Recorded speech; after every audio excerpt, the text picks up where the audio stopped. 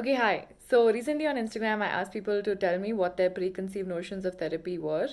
I feel like there's a lot of misconception about what actually happens in therapy, and I wanted to address the specific points that people brought up. But before that, I kind of want to do a precursor to that video or series of videos, whatever it ends up becoming, to talk about like the question of should I go to therapy. I get a lot of people asking me this, like, oh, I've thought about going, but I don't know if I should go. And I just want to say there's no like prerequisite amount of emotional distress that you have to have gone through in order to go to therapy. You can go to therapy for anything. If you feel like there's some trend in your life or some cycle that you keep getting stuck in and you can't get yourself out of it, you can go to therapy. And that can be anything. It can be in terms of relationships or friendships or work or goal setting or completing things that you start. If you feel like there's something that you're just not able to get yourself to do, you can go to therapy, and there's always something to improve upon or get better at. And I think that these symptoms that come up in your life of like not being able to finish something, not being able to start something, not being able to make like close interpersonal relationships, those are all symptoms of probably something else. And so if you're able to find out what that something else is and address that, then it will make things easier. I also feel like there's a notion that like this is just who I am and this is my personality and everybody just has to deal with it. And I think that's false, because you can improve your personality, you can make yourself a more reliable person, a more productive person, a more emotionally available person, whatever it might be, through therapy. So who you are or who you think you are as a person is not like a fixed thing. The other thing that I want to say is that if you are going to therapy, you have to be aware that there is work involved and you have to be willing to do the work.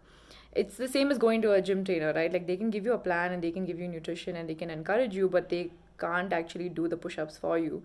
That's something that you have to do, and that's something that you have to be willing to do, understanding that yes, these push ups are the kind of short term pain that is going to lead to long term gain. So it's the same thing with therapy, right?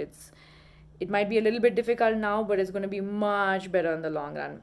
So you don't have to have reached the point of suicide to go to therapy. Although if you have reached the point of feeling suicidal, please go to therapy. I also understand that therapy can come across as very expensive or as some sort of like luxurious thing to spend money on. But there are organizations like Nimhans that are doing it at a very low cost, if not free. There are also lots of hotlines that you can call if you feel like you're in a really dire situation and you have nowhere to go. If you check the Live, Love, Laugh Foundation, they have a lot of resources there, lots of hotlines that you can call depending on what you need to talk about.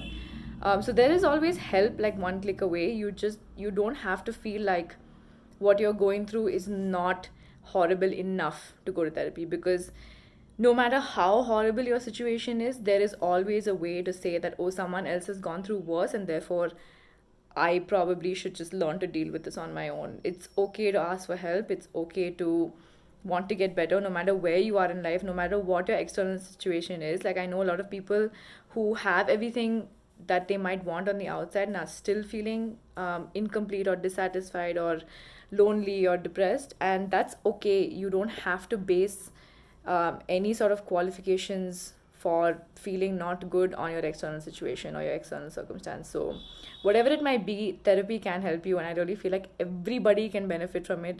And I feel like it should be mandatory to be taught in school, or like to be conducted in schools and colleges.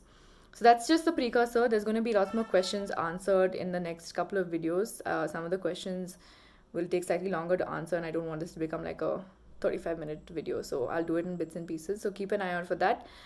If you have any preconceived notions about therapy, or just you have an idea of what happens in therapy but you've never been to therapy, like put them in the comments below. No judgment, no wrong answers. I just kind of want to know what the perception is so that I can talk about it in the upcoming videos. So just do that, and I will be back more with soon. Back more with soon. I will be back soon with more English. Okay, bye.